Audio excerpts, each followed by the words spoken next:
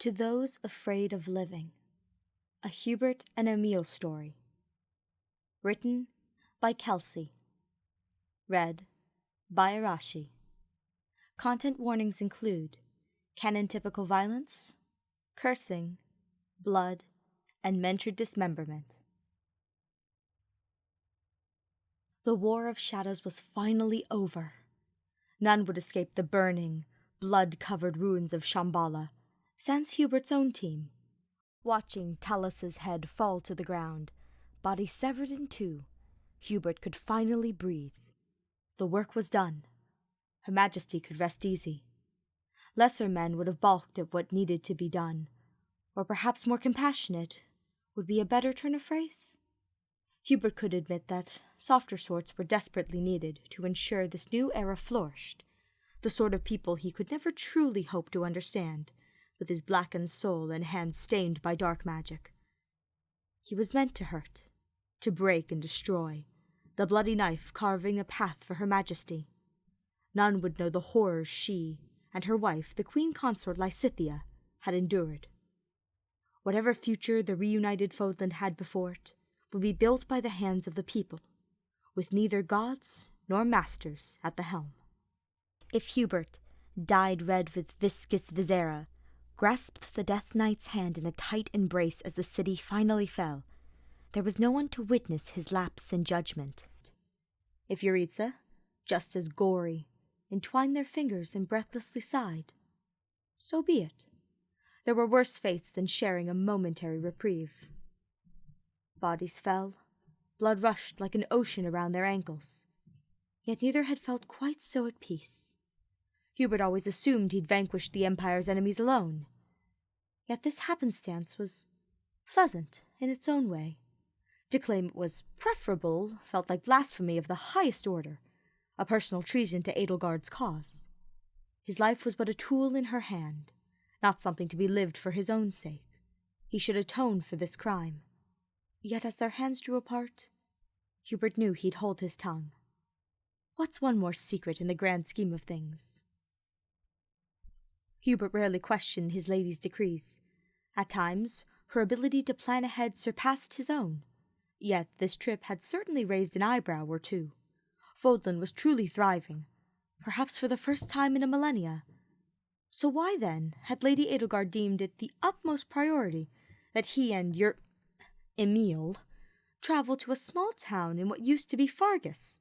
Something truly serious must have been uncovered by Byleth's last foray to the north, for this blood-covered pair to be sent away without a word of explanation. Hubert may have longed for some sort of context for the purpose of this mission, yet he knew they'd succeed. Failure was not an option. If the man once called the Death Knight hadn't realized where they were heading on this secretive quest, he would soon. Of that, Hubert had no doubt, as the pair neared where Mercedes had elected to call home. As if sensing the direction of Hubert's thoughts, Emile broke his silence. "We're headed towards Mercedes." Hubert nodded. Emile continued, with barely concealed darkness. "Is she in danger?" "I hadn't been informed of a direct threat, no, but that does not mean she's safe from harm." If there was one thing Hubert understood explicitly, it was a devotion covered in blood. He'd killed for Edelgard, just as easily as Emile had, both as children and in the days since. Lying about Mercedes' safety was a cruelty beyond even Hubert, especially for someone he held such respect for. "Any who dare to harm her or the children under her care will be subjected to our wrath." "Indeed, I was given no orders, and thus no request to leave survivors in our wake." Satisfied by Hubert's immediate acquiescence, Emile shifted in his seat and began to gaze out their carriage window once more. The silence suited Hubert just fine, as he began to settle in himself. If their hypothesis was correct, only a few hours remained of their journey. Several hours later, mocking their sworn resolve, a handful of what must have been bandits lunged out from the nearby tree cover. The group seemed poorly equipped in both armor and skills, yet Hubert and Emile were far too canny to underestimate their foes. It had been a common tactic during the war, disguising one's true talents behind a veneer of faulty equipment, only to unleash something marvelous mid-altercation. Leaping from their carriage, the two men wasted no time vanquishing their newfound foes. Mire destroyed all in its path. The scythe of Sacriel sliced the bodies in two. Blood dripped off of both men in a crimson tide. It had been ages since Hubert last allowed himself to fight in close enough quarters to blanket himself in viscera, yet an unknown compulsion urged him forwards, closer and closer and closer again. Death rattles echoed in a dizzying crescendo as bodies fell never again to rise. The battle was over before it truly began. The paltry armor had not been a ruse. The few guards forced to accompany the pair hadn't even bothered to involve themselves in the brutality. Clearly their foes had been desperate sods. Slaughtering the fools was perhaps not the wisest course of action, but the same bloodlust coursed within both Hubert and Emile's veins. There was absolutely no way Edelgard had sent them to stop a group so shabby they barely even constituted as bandits. Others must yet lie in wait. With the battle over, Emile's fingers flit across his shoulders in search of a non-existent helmet. Some habits were difficult to break. The blood bathed him in a frankly distracting shade of red. Blood suited him. Both of them. Really. Inclining his head towards Emile, Hubert asked, "Did the helmet help?" A gruff voice replied, "Not always, but sometimes. It made what was necessary bearable." Hubert found himself beginning one of Violet's adages. "We do what we can. No more, no less," Emile finished in a whisper. Offering a swift nod, Hubert replied, "Well, it won't do to arrive in your sister's orphanage covered in blood. Come, let's find a place to wash up." "All right," Emile offered. Less than an hour had passed before the pair found a stream sufficient for their needs. Washing up was a perfunctory task, carried out by rote movements stemming from years in combat. Blood both stained and corroded, ridding oneself of its crimson curtain, was a practical and mental necessity. Hubert turned towards his companion after dressing, to discuss continuing on, only to witness the man with his shirt unbuttoned, raking his hands through his hair. It was as if Emile was momentarily possessed, and removing his long hair was all that stood between him and salvation. His hands strove to pull whole locks of hair from his scalp. This form of grooming, that masked the deep-seated need to self-harm, was familiar to Hubert. It had hardly been an uncommon sight to see fingers run none too gently through one's hair during the war, a quick jolt to the system, to reorient oneself in the present moment. Emile's hysteria, however, far surpassed the anxieties of the strike-force. Before he could question himself on his actions, Hubert walked towards the man, with his hands up in a placating gesture. A simple, "Let me," escaped his lips before he could stop it. Continuing as if nothing was amiss, he spoke again. "I've taken care of Lady Edelgard's grooming since we were children. I can make your own hair manageable, if you'd like. I imagine you'd like to greet your sister in your best form." Hubert was met with a gruff and succinct reply. "Okay." After finding a dry enough flat surface, Hubert sat and patted the ground before him. Several moments passed, as Emile held an internal debate of some kind, before following suit. Now that the man sat before him, Hubert was beginning to believe he'd made a terrible mistake. This was different from the careful devotion he showed his liege, or the perfunctory management on the battlefield. Not only was the circumstance new, so was the subject. Never before had Emile allowed another to touch him. Even during the war, only Mercedes could assist with his wounds. Being granted this right was an honor gone unspoken, and Hubert swore to himself to treat it as such. Up close, Hubert could glimpse faint freckles upon Emile's pale skin. The light of the sun cast a silver sheen upon his hair. He wasn't beautiful, per se, but this close and maskless, he was certainly striking. It would be difficult to disguise his own sentiments.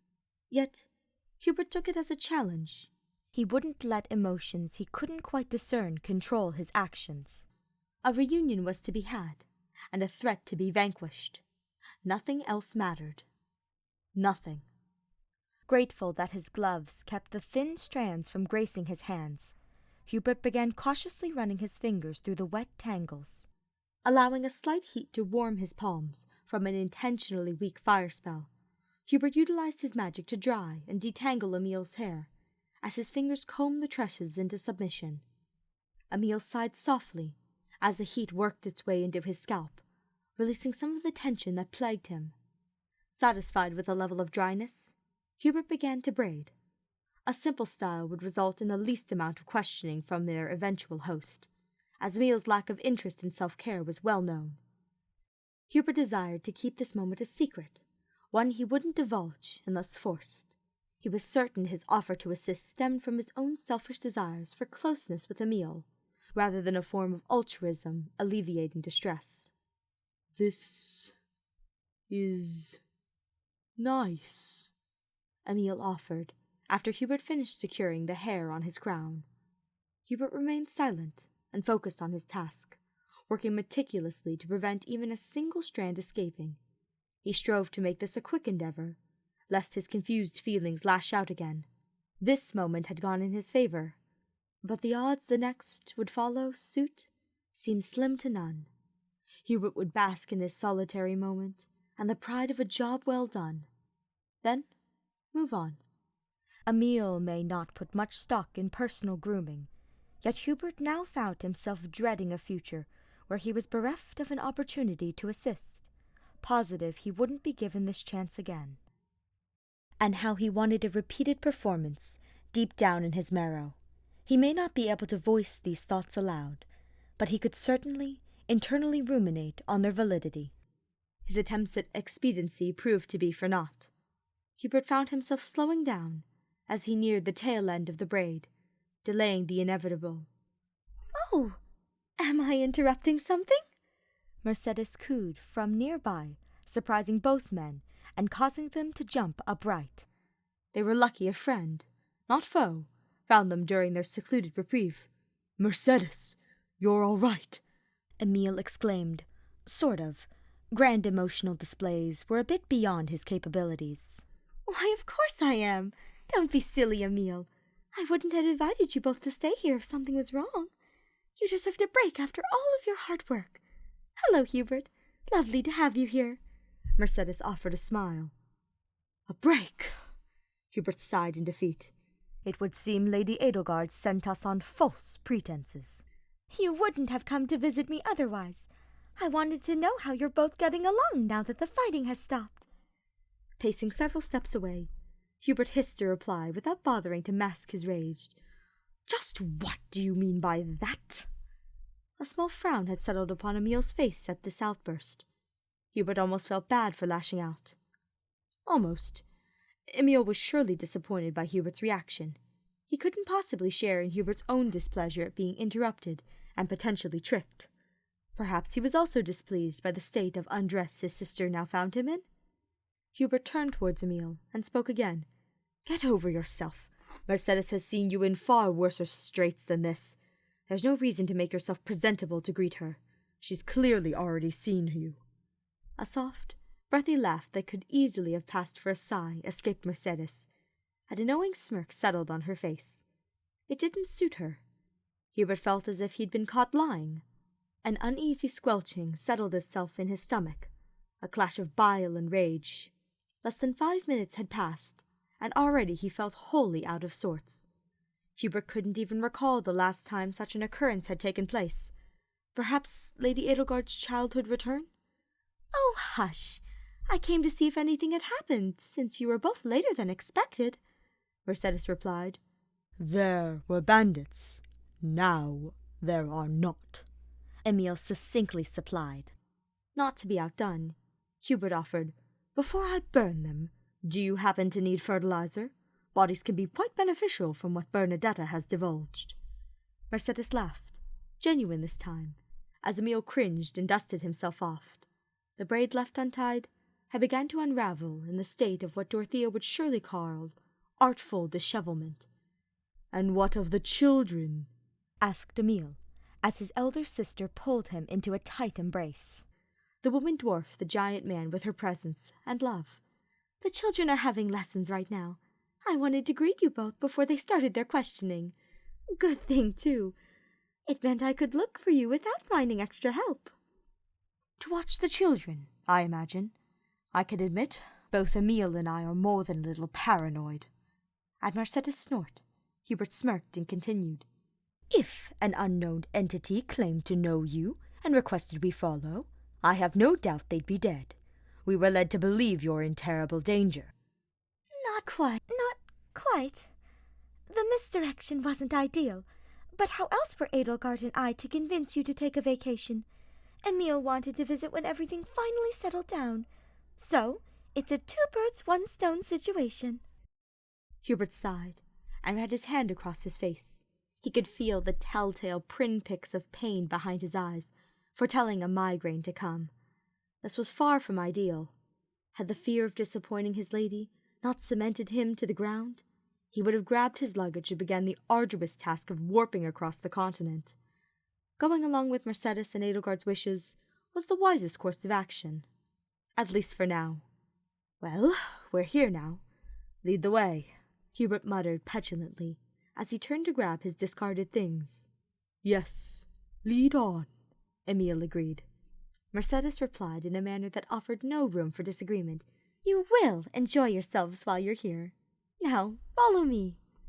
Mercedes left in a whirlwind of skirts, now astride her horse, ready to direct the ensemble to her beloved orphanage.